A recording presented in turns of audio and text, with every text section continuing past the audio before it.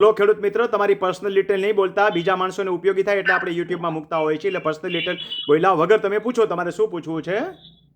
એટલે મારે એ પૂછવાનું હતું કે મારે છે ને વર્ષો જૂનો મારે હતો રાજાશાહી વખતનો.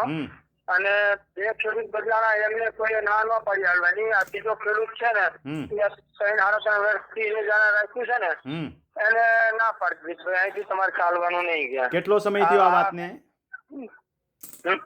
આ વાતને કેટલો સમય થયો?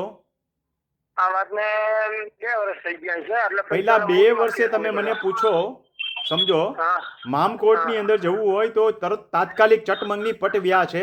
તમારે તાત્કાલિક મને પૂછવું જોઈએ કેટલા સમયથી મારા વિડીયો સાંભળો છો. હવે તમારે સિવિલ કોર્ટમાં જવું પડે.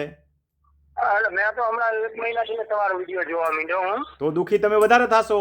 વહેલા શું કામ નહોતા જોતા? કારણ કે એક વસ્તુ સમજી લો, સમય મર્યાદાનો બાદ હોય છે. હજી તમે સાબિત કરી શકતા હો કે હમણાં એને રસ્તો રોક્યો છે તો મામકોટમાં ફરિયાદ કરો. એ રસ્તાની પોઝિશન અત્યારે શું છે? ખેડી નાખ્યો છે, હાલવા લાયક છે? મામલતદાર કોર્ટમાં ફરિયાદ કરી હતી અને એમાં લોચો માર્યો તો એવું ખેતર મારું છે ને ભાઈ ખેડે, હું અમદાવાદ રહું છું. તો લોચો માર્યો બીજો તમે? હા, તમે કાયદાની અજ્ઞાનતાને કારણે દુઃખી થાવ છો, સમજી લો. પછી ત્યાંથી આપણા ફેવરમાં રસ્તો ન આપ્યો કે બીજો વિકલ્પ રસ્તાનો છે, પણ બીજો વિકલ્પ છે એ તાલુકા ફેરમાં છે. એટલે એ ગઈ કે વઢવાણની હૈદ આવી ગઈ, અમે તમારે નહીં હાલવાનું. તમને એક જ વસ્તુ કહેવાની ભઈલા, ઘણાને તકલીફ પડશે. હું ક્યાંય જ્ઞાતિ ધર્મ જોતો નથી, પણ તકલીફ પટેલોની ઈ છે. હું પોતે પટેલ છું. પટેલોની તકલીફ ઈ છે કે દુઃખી ન થાય ને ત્યાં સુધી ક્યાંય જાતા નથી. સમજ્યા? કાયદાની અજ્ઞાનતાને કારણે તમે હાયરા બધે. મારા વિડીયો તમે દુઃખી થયા એટલે જોવાના ચાલુ કર્યા. હવે હું ઈચ્છું તો પણ તમારી મદદ ન કરી શકું. છતાંય આગળ શીખવું હોય તો મેં તમને વોટ્સએપમાં માહિતી આપી છે, જોઈ લેજો. બરાબર છે. કોઈ પણ વસ્તુ સમયે થાય. સમયથી મોડું થઈ જાય. મેરેજ કરવાના હોય ને આપણા, તો 30 વર્ષે મેરેજ થઈ જવા જોઈએ. પછી કોઈ મળે નહીં, હસ્તરેખા ઘૂસાઈ જાય, ભાગ્યરેખા ન ખુલે. કોઈ ન સાંભળે. મેં પહેલા જ તમને એટલે તો પૂછી લીધું હતું કેટલો સમયથી તમારો રસ્તો રોકાયેલો છે. મારું પહેલું વાક્ય ઈ હતું ને. કાંઈ વાંધો નહીં, આગળ સમજવું હોય તો મેં યુટ્યુબમાં માહિતી આપી છે. એમ લાગે કે રમણીકભાઈ સાચા છે તો જોઈ લેજો. ખેડૂત મિત્રો, એક વસ્તુ સમજી લેજો કે કોઈ પણ પ્રશ્ન બને એટલે તાત્કાલિક આપણે એનો ઈલાજ કરવાનો હોય. દાખલા તરીકે આ દીકરીને મેં ફડાકો માર્યો તો તરત એને એના પપ્પા પાસે, દાદા પાસે, જે કહ્યું એની પાસે ફરિયાદ લઈ જવાય. મેં કોઈને રસ્તામાં કોઈ સાથે મોટરસાઇકલ ભટકાડ્યું તો મારે તાત્કાલિક ફરિયાદ કરાય. 2 વર્ષ પછી હું એમ કહું કે મારું મોટરસાઇકલ ફલાણા ભાઈએ મને ભટકાડ્યું હતું, તો એ ન ઊભું રહે. માનો કે મોટરસાઇકલ ચોરાઈ ગયું છે તો મારે 2 દિવસ, 4 દિવસ, અઠવાડિયા, 10 દિવસમાં ફરિયાદ નોંધાવી જોઈએ.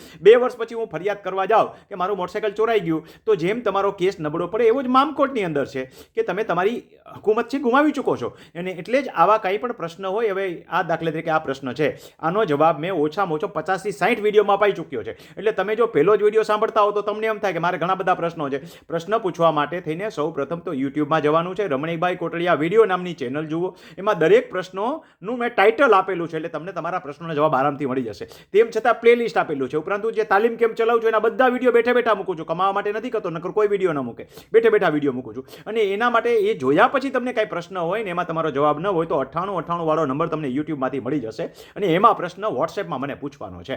હવે જે લોકોને તાલીમ કેમ્પમાં ભાગ લેવો છે, પ્રવાસ દરમિયાન મળવું છે, અથવા તો મારા સેમિનારમાં જ્યાં ફ્રી ઓફ હોય ત્યાં સાંભળવા આવવું છે, તો આ બધા લોકો માટેની વ્યવસ્થા રજિસ્ટ્રેશનની કરવી પડે. અને એના માટેનો નંબર જુદો છે, 91 732 084 34. યાદ રાખજો, આ નંબર ઉપર ફોન ઉપડતા નથી, ફોનના જવાબ આપવામાં આવતા નથી, પ્રશ્નોના જવાબ આપવામાં આવતા નથી. આ સ્પેશિયલ પર્પઝથી છે. હું જે સંસ્થાઓ કરવા જાઉં છું એનું ભૂમિપૂજન હોય કે સંસ્થાનો કાર્યક્રમ હોય, બલરામ ખેડૂત સેવાધામમાં ભાગ લેવા આવવાનું હોય, એના માટેના પણ રજિસ્ટ્રેશન હોય, પ્રવાસ દરમિયાનના રજિસ્ટ્રેશન હોય, કે તાલીમ કેમ્પના રજિસ્ટ્રેશન હોય, કે સેમિનારના રજિસ્ટ્રેશન હોય, એના પૂરતો આ નંબર છે. આ નંબર ઉપર ફરીને કહું, ફોનના જવાબ આપવામાં આવતા નથી, માત્ર રજિસ્ટ્રેશન પૂરતો આ નંબર સીમિત છે. આ વારંવાર એટલે કહેવું પડે છે કે લોકોને કન્ફ્યુઝન થાય છે. બે સિસ્ટમ અલગ અલગ છે.